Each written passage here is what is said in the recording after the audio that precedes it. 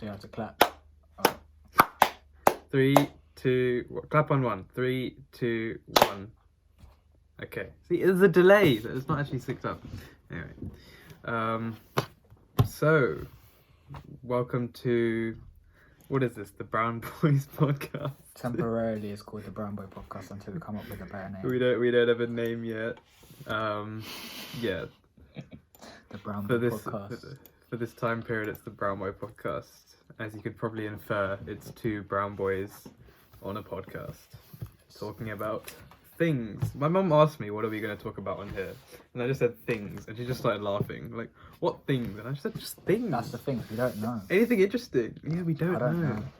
Well, right now, this episode, I don't know what's going to happen, honestly. Yeah, you have no idea. I have no idea. He has some topics. I have a couple topics lined up.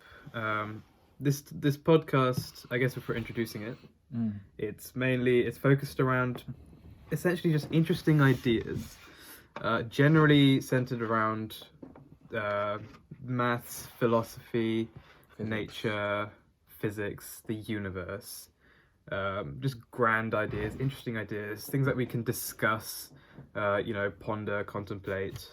Yeah, such nerds. Oh my gosh. We are huge nerds. That's why we're doing this. Hopefully it's of interest to anyone who's listening. And hopefully, we're very much learning about stuff as much as you guys are. So this is as much as a learning experience for us as for you. And we're going to be learning about whatever topics there are. So we're going to introduce who we are. Yeah. We're going to have to introduce who we are as well, but we'll keep it really short because introductions are extremely boring. So yeah. I'm Danush, I am from South India, and I do maths, further maths, biology and chemistry for my A-levels. I am boring myself saying this, your turn. Okay, so my name's Samith, I do maths, physics, computer science, and further maths. I spend an excessive amount of free time doing maths and learning stupid things. And I often go to friends and do you want to know a fun fact? And like, yeah, okay, sure, go ahead. And I just nerd out as much as in front of people as possible. That's how this podcast came. Yeah, so it's a good outlet for both of us to just spill whatever we want to learn about, whatever we want to talk about. A recurring concept will be basically Sumit bringing up very complex physics shit, and I'll be sitting here like trying to understand it, like with just my eyes wide open like this. Yeah, I mean, yeah. So how this is gonna work is, over the week we'll find ideas, find things to talk about, any recommendations for anyone who actually ends up listening, and then we'll discuss it. We'll see. Yeah, I mean, we don't know who's gonna listen to this, to be honest. Hopefully it's somewhat entertaining. People actually get something out of this. But yeah, this is very much for us to just spill whatever we're interested in. So you're now spectators of our conversations, basically. Yeah, and whoever else wants to partake in the conversation. In future episodes, or however this is gonna work, we wish to bring other people in and into the conversations and like have guests and shit, right? Yeah, of course. Hope Vivi said she's interested, but we'll see. We'll see if anyone actually ends up being interested. Exactly, a lot of people are interested, but we'll see in it. Yeah, we'll see. This is where someone brings up something.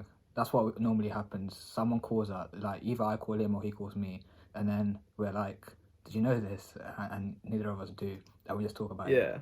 So we end up talking for ludicrous amounts of time about just stupid stuff, and sometimes the topics don't even deserve that much time, but it's interesting, and it's like, aside from doing work day to day, this type of stuff is what keeps me going and what keeps us going.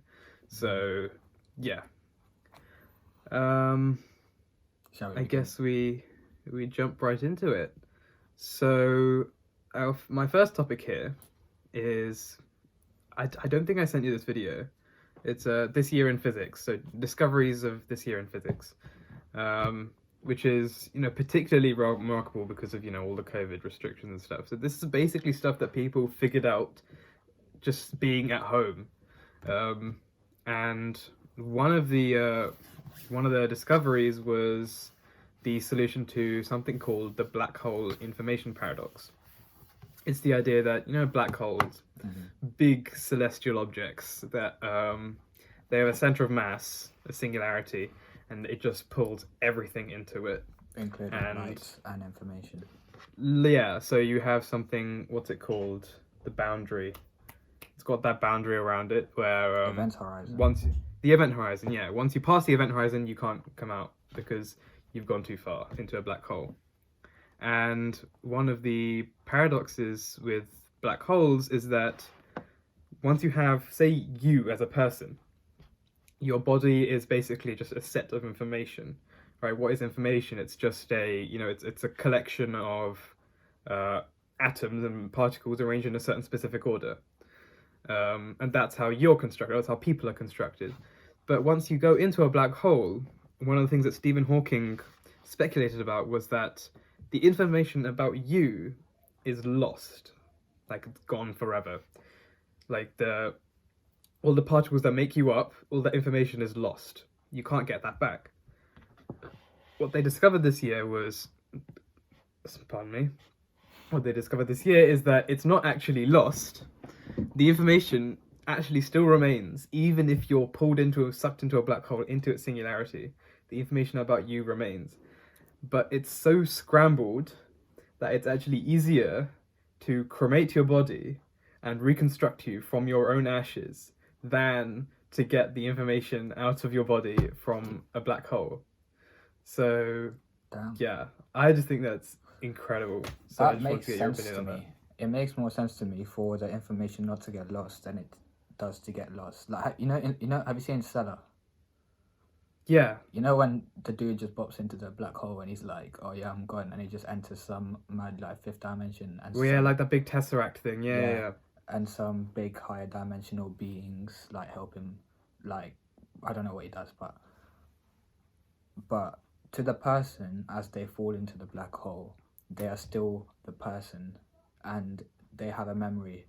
And if you think of the memory as information, right?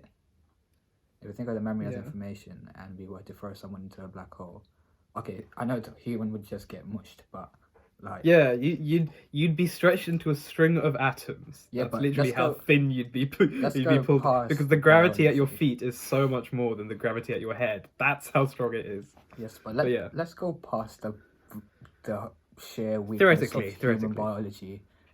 Yeah, going past the sheer weakness of human biology, we're going to think of ourselves as a container of like memory, and then if you were to chuck it in as far as it is in the perspective of that memory thing, it will still be there, right?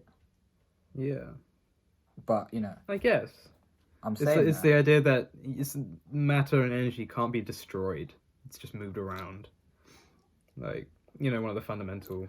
I remember you said something about information can be destroyed. Information can't be destroyed. It's energy. It's like one of the basic laws of physics. Like energy can't be destroyed. It's always transferred. But and energy is essentially information. Like when you think about it, so everything is just energy. Oh, so you're saying? Oh, okay. Now I get it. Now I remember what you said, because you're talking about why when you're wiping out a hard drive, it just gets bare hot. So what's happening is the information is being turned into heat. Yeah, I see. That makes more sense now. Technically, it's not gone, and if you were to reverse the process of erasing it, you'd get that information back. So, I mean, technically, it's not gone. I don't know. Well, I mean, if you measured if you're wiping a hard drive, if you measured the exact directions of where that spinning little arm was going, if you were just to reverse that process, you'd get the information back. Obviously, it's extremely difficult. I was thinking more like while it's heating up, you freeze it again, it just goes back to where it is. But never mind, that's different. Oh, what? So when you heat up a hard drive, the information does it? I mean, a hard drive works on magnetic little things. So if you mess with that magnetic, that's why you put a magnet near a hard drive. That's why when they're destroying computers, and where they need to wipe everything. Oh, there's a really cool story. I was watching. Do you know Corpse Husband on YouTube? No. No. Okay, there's this guy with like a super fucking. He's a super deep voice. This guy's my daddy. He's awesome, but like he was telling the story. He tells horror stories because he's got a really deep voice and he's really good at it. And it was about this hacker. He was hacking online, and then they couldn't get past like this firewall. He got past in the end when his friend challenged him to, and he entered this chat room of this people just like sitting in a video call, and they were like, "Oh, who are you? You shouldn't be here without an invite." And they end up starting. It's on the deep web or the dark web, and they end up starting the show, and it's like people like chopping up other humans, and like it's like the people in the video call tell the people in the show how to cut the human. Like, so it's a live human being. And it's like, what the fuck? And so anyway, and this guy, he like, and they end up like the people hosting the chat, they track his computer. They're like, oh, I was waiting for you to make your move, because he tries to leave. And so he destroys his computer and he gets a magnet and he wipes it all over his hard drive. Technically, that shouldn't do anything, but the reason that works is because the hard drive works on these tiny little magnets in the disk. Yeah. And once you flip the polarity of the magnet, it's a 1 or a 0. So you can get a magnet and just wipe the hard drives. If you want to fuck with someone, just get a magnet and just like wipe it all over the hard drive. They're gone. All their information's gone. But That's a joke. yeah, That's interesting. That's another thing. I don't know why I went on that rant, but yeah. That's how it works. You know, Yeah. you're mentioning information being 1s and 0s, right? Yeah. And like, I've recently been thinking, you know, Grande series. No. So it's basically 1 minus 1 plus 1 minus 1 plus 1 minus 1. It just goes to whatever. Okay. Right? And if I were to ask you what's the sum of Grande series, you would think it's either it's either 0 or 1, right? It's like a half, right? It's meant to be a half, because if you Yeah. take away 1 from, if you do 1 minus the series, you end up Yeah, with the and then same you series. put it together and then you solve Yeah. it to half. Yeah, So you get 1 equals 2 times. That's so the series. stupid, but the way maths works sometimes. I know, it's so silly. Apparently, you know, it's still very controversial. Yes, maths can be controversial. It's a very controversial thing. But technically, the sum of a Grande series can be in a quantum state if you think about it, because it's either a 1 or a 0. But you don't know until you choose In the superposition, yeah. what to pair. That's actually interesting. You know, the solution to that sum's actually, was it invalid or something, right? Because you can't, because it's a sum to infinity. Oh no, it's not a sum to infinity. It is a sum to well, you don't know, because It's an infinite sum, but it's something like when you have a sum to infinity. You know the sum of natural numbers. Yeah, You know how they 12. they have like a similar kind of process with solving that. Grande series. Where you take 3 sort of like sub-sums of it. You can also do it with the Riemann-Zeta function, but I think the way number file, that man did it using Grande series, and they have 1 plus 1 minus 2 plus 3 minus 4 or something. But like it's you can only do that with convergent series apparently. I looked into it. You can only do that with convergent series. You can't do that with infinite or sums to infinity. Like for some reason, I don't know. It's invalid. It's strange though. Dougal did it once in like year 10, and I'm just like, what the fuck's going on? Yeah, like, this is not how maths works. But yeah. It's weird though. So you're saying it can't be minus the 12th because everyone's saying it should be minus the 12th. Like you know though, actually, it should be. It has real applications in physics. That's what I was It's something. What's it? One of them was like a capacitor or something. They have to do the sum of all natural numbers, and they use minus the 12th, and it works. For some reason, it works. Like I don't know why, but the sum of all natural numbers is a negative a 12th, and it works in physics. So it should really be true. It should be minus, as well as string theory as well, because the reason how they come up with 26 dimensions is, first of all, they imagine the string 26 dimensions in string theory. Yeah, that's the theory. There's 26 dimensions. We can imagine, we can understand or comprehend things in. I thought it was like 10. 26. Yeah. Jesus. Let me explain. Okay. So imagine you have an X and Y plane. Yeah. On top of that, you have 24 different dimensions in which the strings can vibrate in. and 24 divided by 2 is 12. Apparently that's why you use minus a 12, because you're trying to, because the reason the sum comes in is because it's like every possible way. Wait, what, 26 divided by 2? 24. You're taking away the 24 dimensions. The X and Y at the start. Okay. Why? I don't know. They said. Well, there's a Z dimension, so. That's the one we can comprehend. But I think they imagine it as a plane, as a string being on a plane, and then. Oh yeah, that makes sense. And then you have sort of vibrations in multiple different dimensions, and like they tried, I think, to do some sort of summation of the different ways the strings can move, and they're like, oh look what popped out. If you use minus a 12, we end up with 26 dimensions, only because the sum of all natural numbers is minus a 12. What the fuck? It's stupid the way maths works. It makes no sense. I think string theory is one of the most beautiful theories of the universe, 100%. But we have no idea if it's true, like at all. I have a book about it, The Theory of Everything. Yeah, I know. I couldn't read it because I don't understand it. I'll try again sometime. Well, I've seen literally one of those Kazat's videos on it, and then that's it. But I think frankly it's amazing. A good segue. What do you think about higher dimensions? Well, if they exist, we can't really comprehend it because we're not designed, or the human brain's not capable enough to think of anything outside 3 dimensions than a accompanying time scale. So even if there are, the real question is, sure, okay, there are, we may somehow find evidence that there are. How are we even going to access it when the human body exists in 3 dimensions, you know? The thing is, though, you know how there's the explanation about 1 dimension is like an ant lives in 2 dimensions because all the ant can perceive is the table, like a table surface. They actually, like whatever. I understand that. You can actually think of the ant.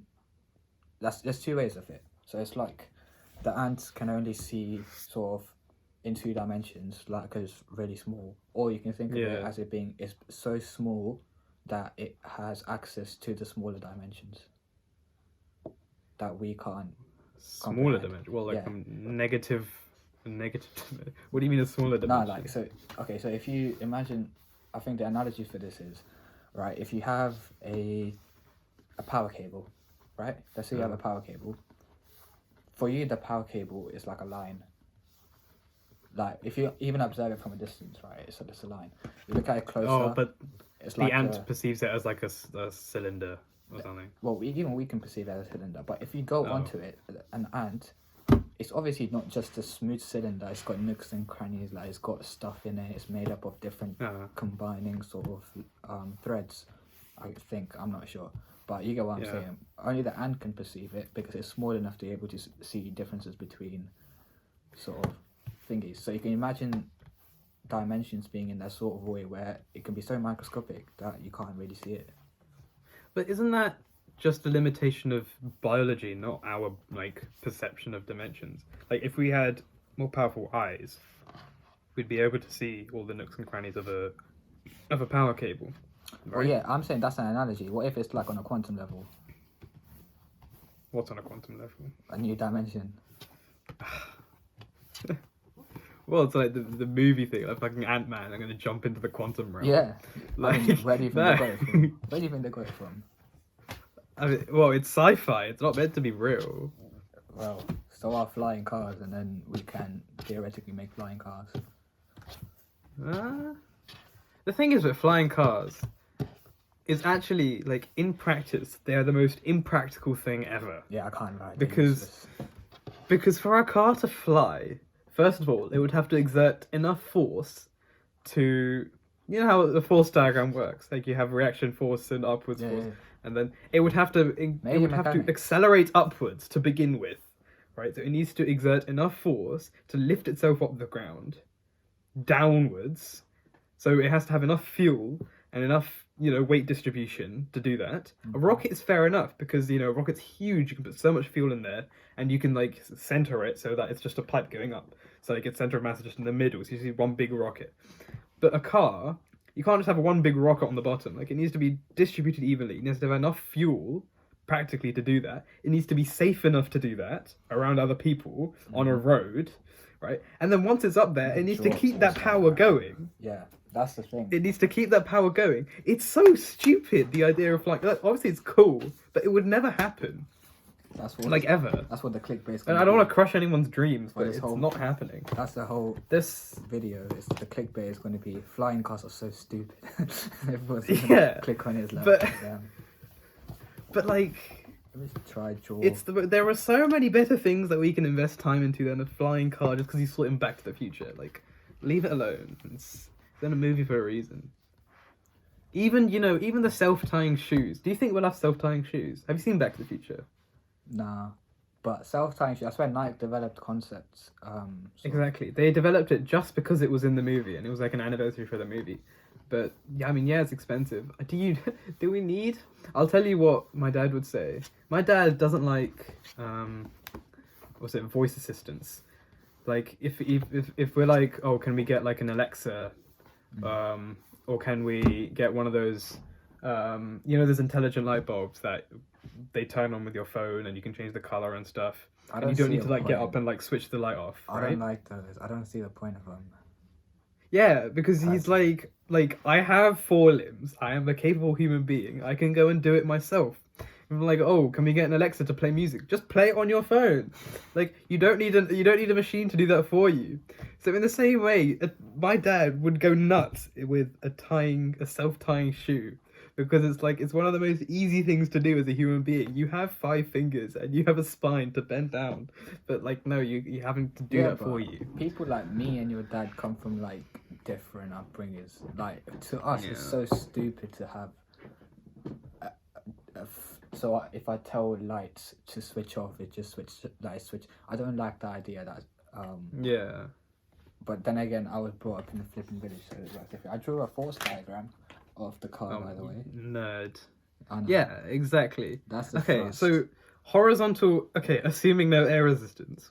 I'll put some resistance like total there. But yeah, but like horizontally, the forces would be the same. But it's the upwards and downwards forces that are the most impractical thing. Oh yeah, here the car's moving like in.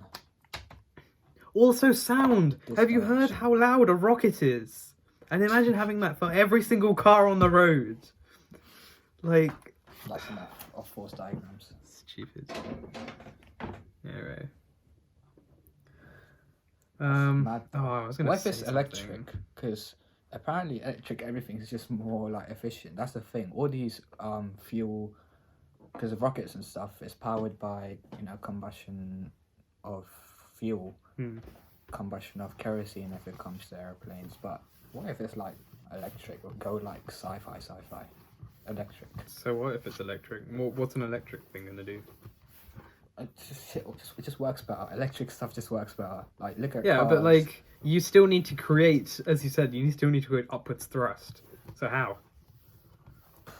With an electric, the motors will still work the same way. I'll tell you, the only way that it's useful is maglev.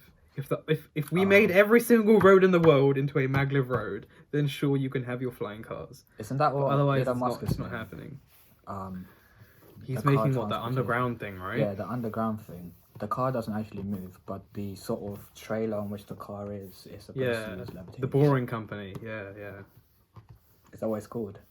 It's called the Boring Company. I love this because guy. they're boring holes in the ground, and so he called it the Boring Company. I love this guy. Dude's a legend. Yeah, that's why he made the flamethrowers for. Flamethrowers? What's it? They're called flamethrowers, right? They're the guns that shoot fire. He made a bunch of them as a fundraiser. Yeah, he made them for the Boring Company. Oh. Did he sell them? Yeah, he sold plenty of them. Oh, of course he did. I want one now. They're so sick, man. That guy made a flamethrower for fun. Like, Do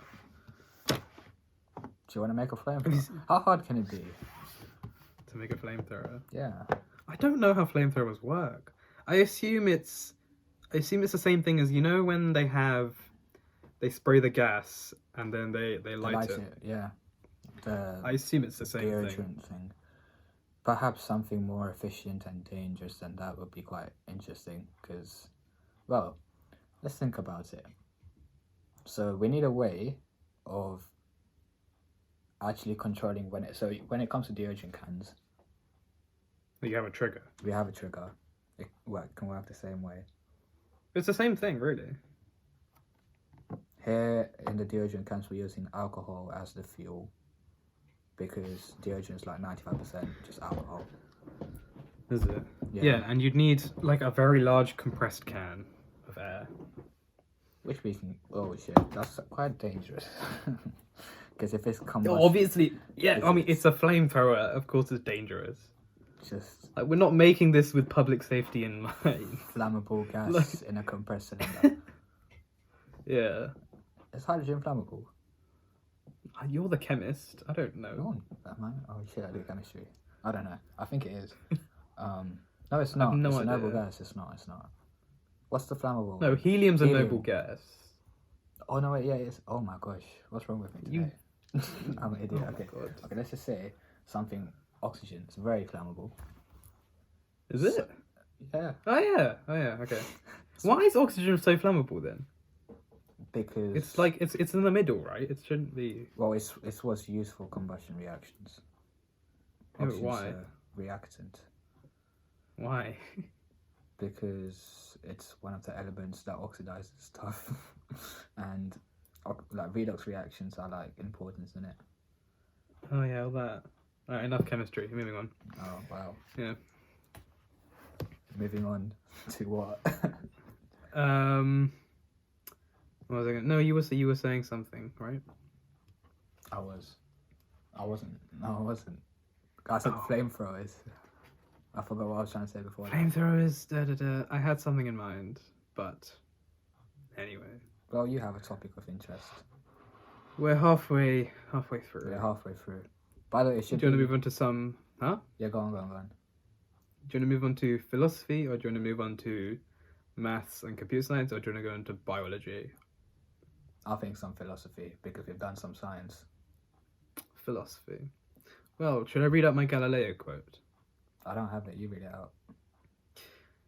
So, Galileo said, "Philosophy and nature is written in a great book which is forever open before our eyes, the universe. But we cannot understand it if we do not first learn the language and grasp the symbols in which it's written. The book is written in mathematics, and the symbols are triangles, circles, and geometrical figures, without whose help it's impossible to comprehend a single word. Otherwise, one wanders in vain through a dark labyrinth." In the edits, we need to put some like motivational music on that. Some mad just 2 steps from hell. I'll have rolling text of the thing as I'm saying it. Say that.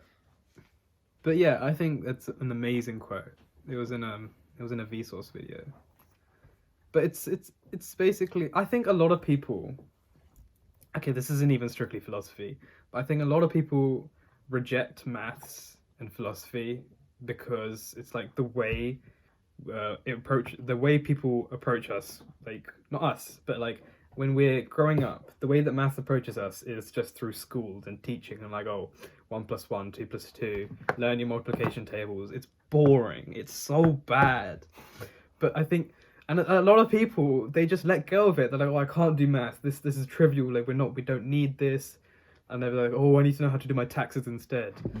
But I think the people that stick with maths and like our further maths class, it's the most amazing setting to, and like anyone who's been in that class will agree. Like everyone is like so supportive of each other, and we all learn off each other. Half the time, the teacher isn't even doing anything. We're just like we're such like a tightly bound group of people, and maths like is so fulfilling in that way. And I think philosophy and maths together is like you can find something so much deeper than I think you can find in a lot of other... I'm not putting any disrespect onto other disciplines. So obviously every discipline is worthy in its own right, but I think maths and philosophy is one of those like introspective and amazing things that you can study. Yeah. Even though like in the world nowadays it is generally considered useless, but by the majority of people, but I think it's amazing. It is amazing. It's like a lot of base, because remember when it comes to the introduction of pure maths, people are like, why does it exist? It exists just because we can do it. Like, it exists because why not? stuff like that, it makes you first. It's the complexity of it when you appreciate it and actually apply it. I mean, recently, we've been able to apply all this inapplicable stuff, which is quite amazing. But this sheer complexity of the stuff that we do in like further maths and everything, that's what like brings us together because we're all able to appreciate that. Oh, this is like amazing, difficult stuff, and we are 17-year-olds learning how to do second order differential equations, meaning that you can literally go up to the Schrodinger equation on the board and solve it using basic pure further maths. When Vivi sent that the TikTok, I ran out of storage on my iPhone again. She sent that TikTok, and I was like, "There's no way a computer solved the Schrodinger equation. Like that's way too complicated." And then I went and looked it up. It's just a differential equation. That's all it was. Yeah. I saw a step-by-step tutorial on how to solve it with differential equations, and I'm like, "This is easy. This is it's like obviously it's not easy. Like it's like probably some of the hardest physics that we've ever been able to do, but like we can understand it. Bit. And I think like if you have an underground knowledge of maths and philosophy and the way like everything else about the way the world works just fits into place. And like, have you ever like when you're studying like a maths topic, I don't know if it's just me, when you're studying a maths topic and then you find like some random YouTube video that actually applies that maths topic, and like it's something that like you've just been doing it because the teachers have been telling you to, but you go and you actually find somewhere that's useful and it's inspiring. That feeling, that rush of like, oh, I can actually do this, and like some things are starting to make sense. That kind of feeling is something that like I've never been able to find in any other area. So yeah.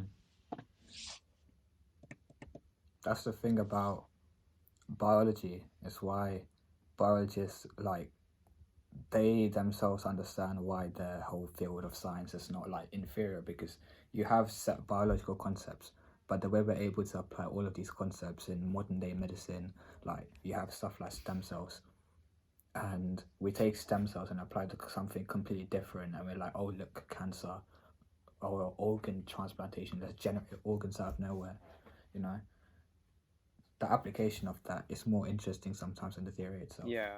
Can I rant about biology for just a quick sec?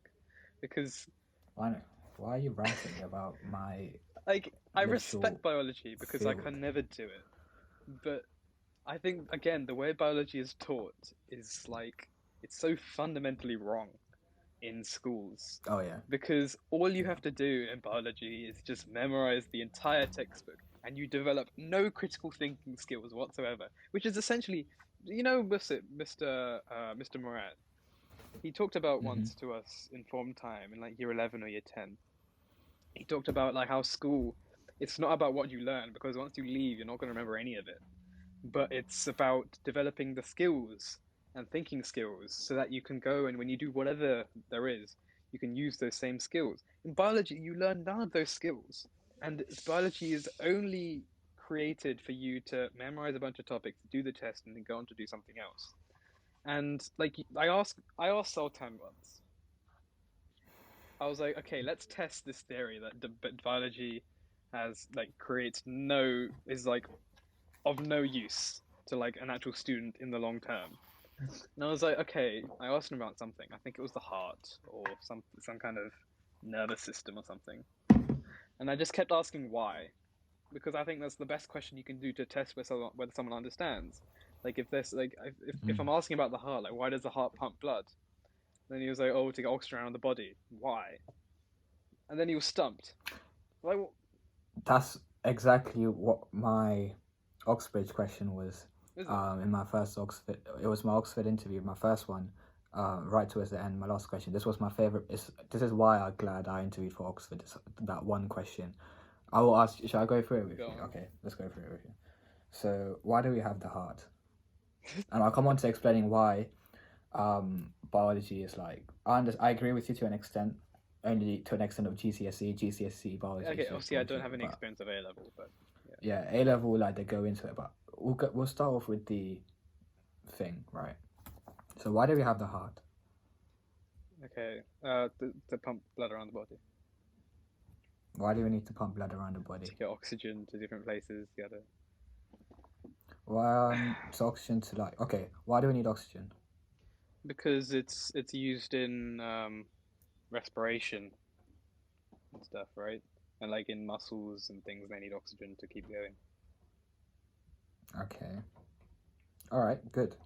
So the reason we need the heart is so that our organs like the brain, our heart itself, our kidneys can aerobically respire. So how comes we have a heart? Why don't we just have sort of blood vessels that can contract on their own and pump blood along? What do you mean? Like, what if there was just a system without the heart? Yeah, just no heart. You just have blood vessels everywhere. You still have the lungs though, because you still need that gas exchange. But the arteries, there are some animals that can just contract their arteries. Like they have muscle layer in the arteries. I don't know if you remember from GCSE biology, but it's a muscle layer and it contracts, and that pushes the blood along. So why can't our body just have that? Why don't we have that? I assume it would it's a lot more costlier in terms of like muscle mass, because like the whole system is huge, right? And like there's a lot of surface area and stuff.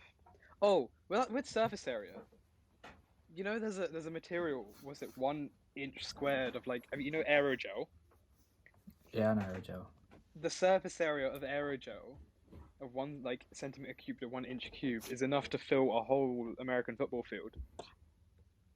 Just that much. The surface area of that is the whole football field, like American football field. Nice. Like that's huge. So anyway, yeah. Big surface area. So it's like you need a lot of muscle, and yeah, you need a lot. It's a lot more muscle than just frankly, one big system. Like it's actually some fluid dynamics, I think, because it's like yeah. There is so much blood. Basically, the animals that can do this are quite small, and us as humans, we're comparatively quite large, and there's so much more volume of blood in our body that there'll be too much pressure from the blood acting against the contraction of the well, that's what I answered anyways. I don't know if that was correct. The guy just said okay and he just moved on, but that's what I said.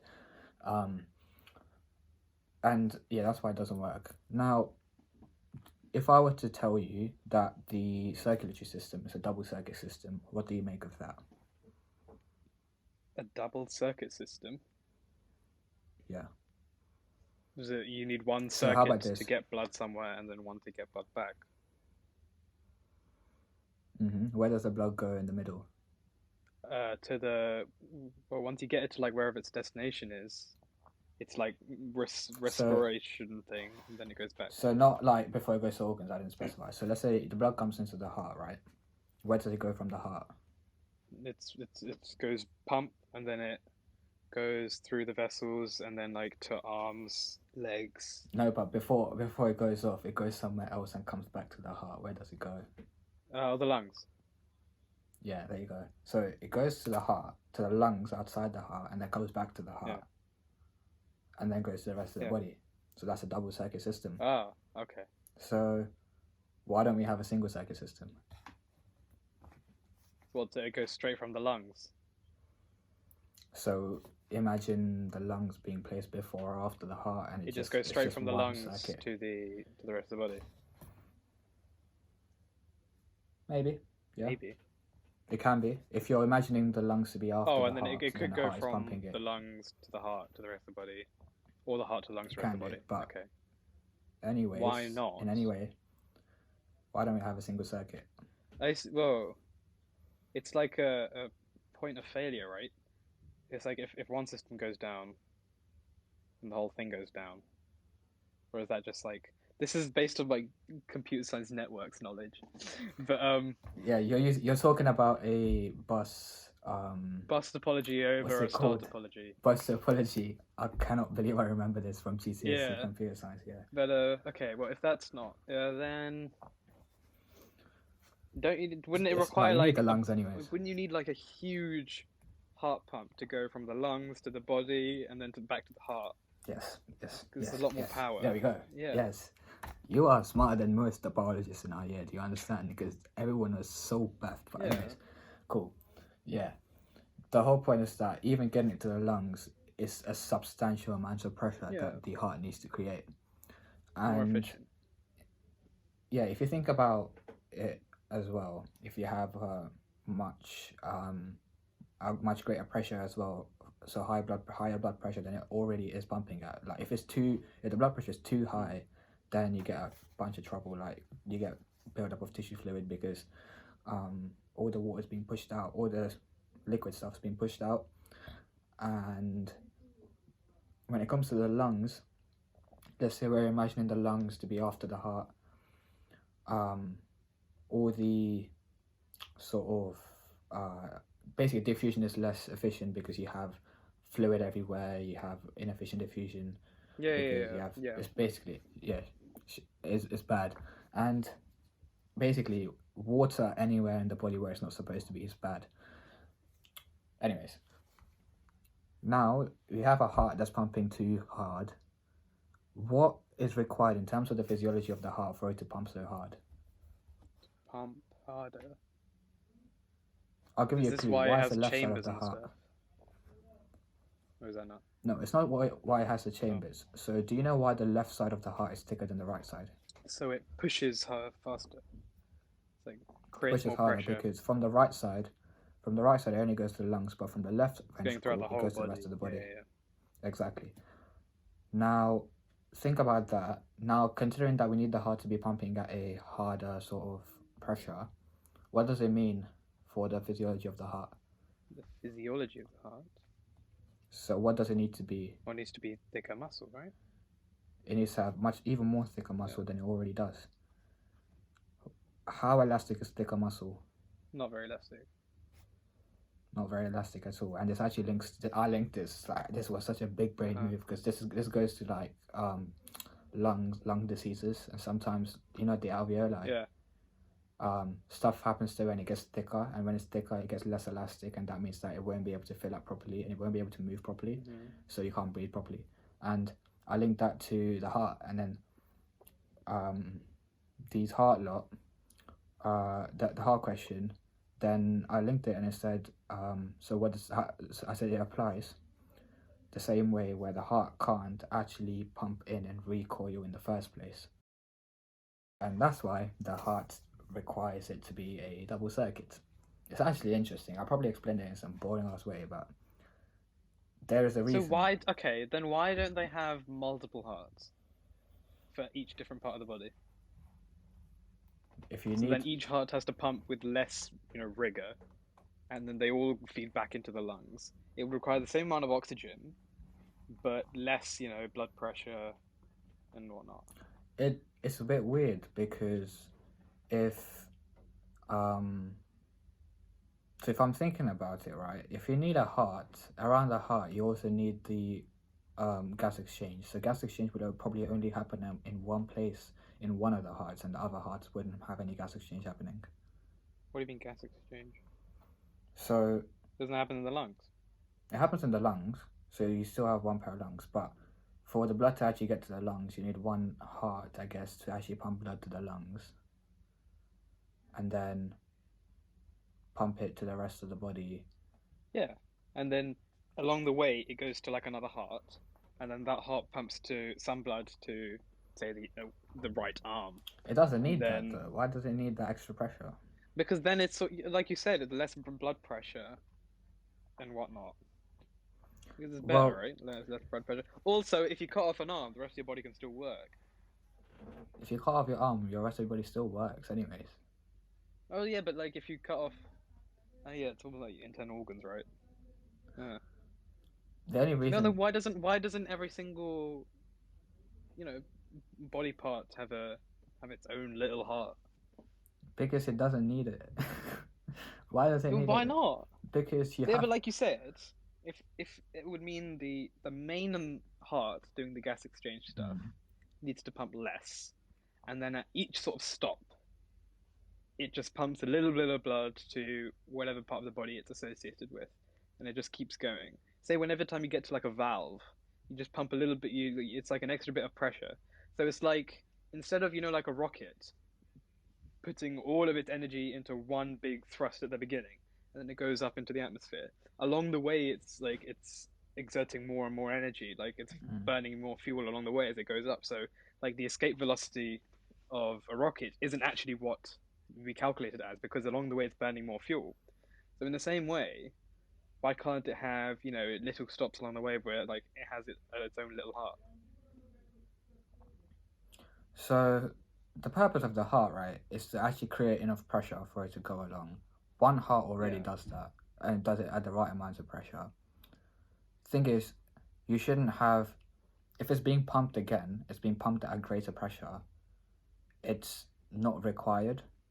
So because if you increase the pressure once again, remember, you have too much hydrostatic pressure, all the water gets into your organs, you'll have... Yeah, but it's not pumping at the same pressure as like the one heart. It's pumping just a little bit extra each time.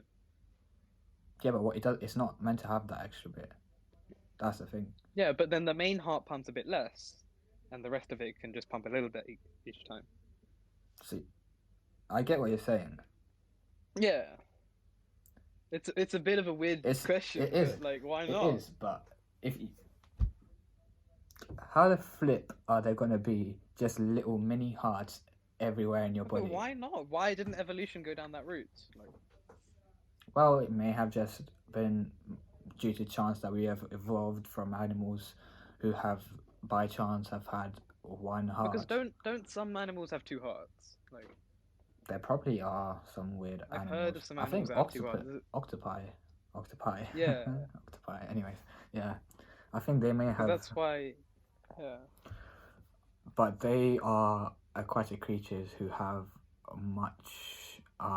who have different evolutionary history than basically every single land animal, because we come from amphibians, right? Yeah, octopi, I don't know which one it is, but they basically stayed in the ocean the whole time, so they'd have evolved from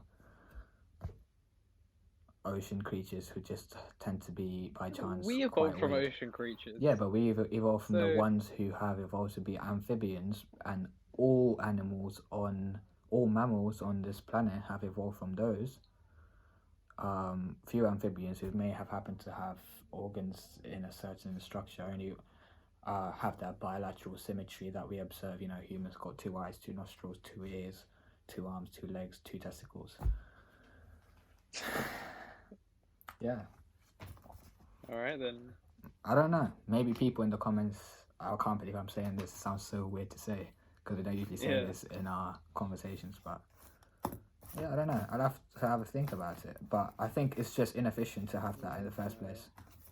It's just really... Why is it though? In the same way that it's less efficient to have one system, and it's more efficient to have a double system, why is it less efficient to have little systems for every part of the body?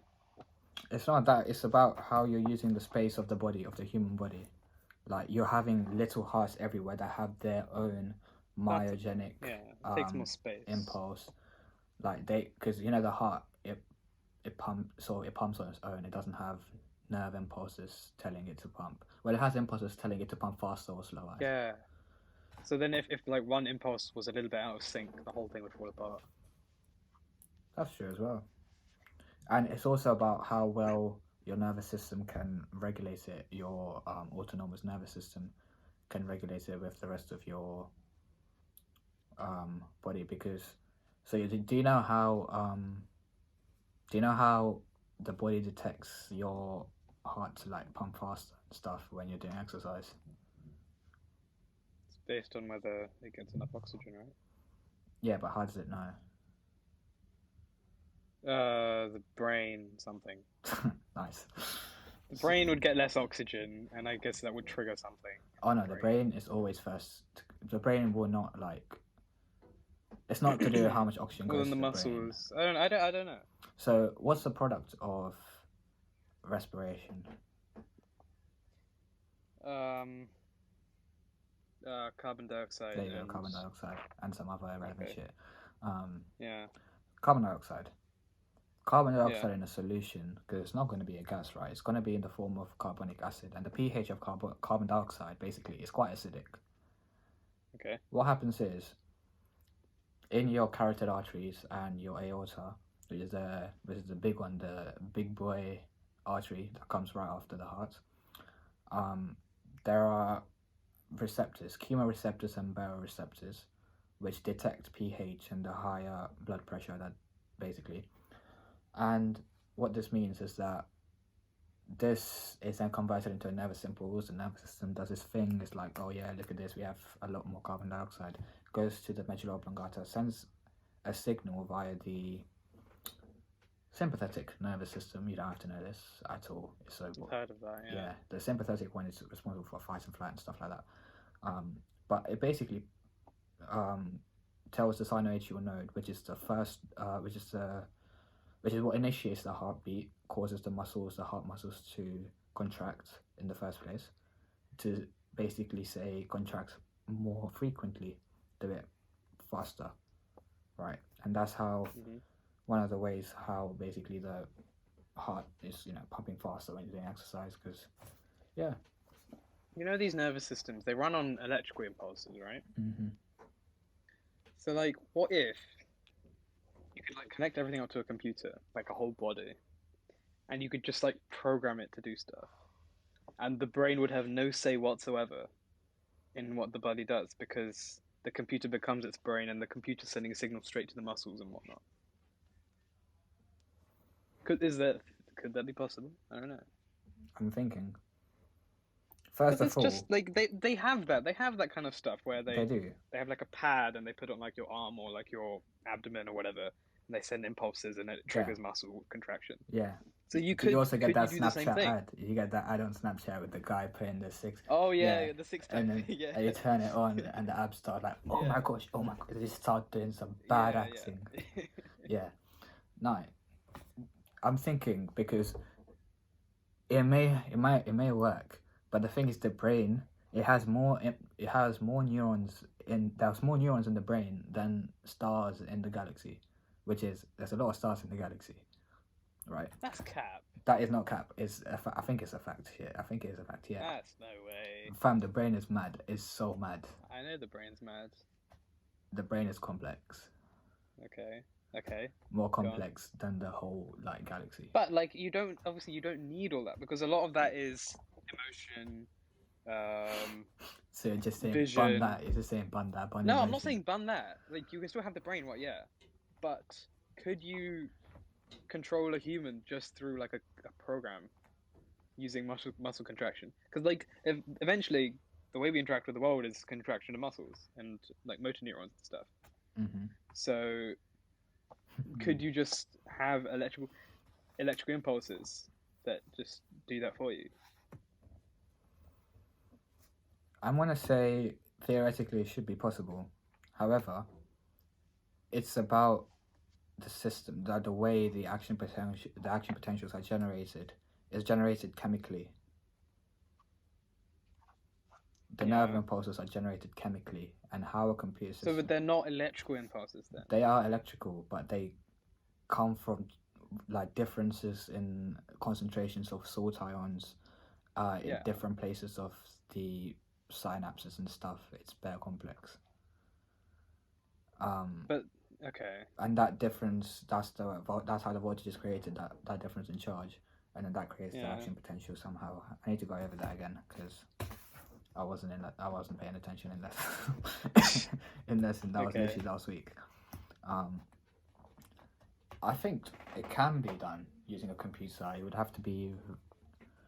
So you're saying that if you cut off a head, let's say you cut off the whole head, right, and you still have muscle cells somehow preserved. I don't know how. You have assuming they don't degrade or whatever. Yeah, and you attach different kinds of pads to it that can cause electrical impulses to go into the muscle and it to contract, and it does stuff. Yeah. I don't see why not. That's kind of cool. But that's basically an inefficient form of a robot. Why the hell would you use a human? Humans are so weak. Literally, take off the brain. Take off the brain. It's literally just so useless. Did you see the Boston Dynamics video? Did you not see it? No. Boston Dynamics, they're a robotics company, and they've been doing mental stuff with robots. They've created like a robot dog, that like it works like really well, and they created robot humans and like all these different types of machines, and they made it was on trending for like a week. They made a video of robots dancing to a song, and they're better than me at dancing. Like they're so sick. I've Like seen you obviously it's a dance. program. That's not surprising. I have seen you Okay. dance. Okay, relax. I don't dance, but like these robots, they dance so well, and their movements, and it's like the subtleties as well. Because obviously you can program like legs to move on a robot, but it's about the subtleties of like the hand movement while you're doing like a leg move, or like all these like bending like around and stuff. And like it was so sick. I'll send it to you. And then the dog comes dancing as well, and like all the other robots join in. I'll send That's it to the you. It was thing. so cool. So, what is the point of a robot? So you tell me, what's the point of a machine? What is it meant to do? Do stuff Okay, humans. yes. Do stuff I was humans gonna can't talk do. about this. Yeah. Yeah. By The the way, whole we should point probably of like human. before we go into Yeah. this. It is like it's pretty much 6 o'clock, and we've been doing this for an hour. Should we continue this for next time? Yeah, I have a point on robots, and I have a point on. I was gonna lead on. You know when you mentioned neurons, I had another interesting point about neurons that they discovered this year. But Like you we lot, can like talk I don't about that have next. like you see this list that he keeps looking at. I don't have that list. Like It's just stuff I collect over over a long period of time. But yeah. Well, I guess that brings this hour. It's almost an hour long, right? An Yeah. hour long episode. The first episode. Again, this is very much a test. If you have any feedback, anything you want us to talk about, please let us know. Anything we can improve on about the format. But yeah, thank you very much. Like, comment, subscribe. Oh, you nerds.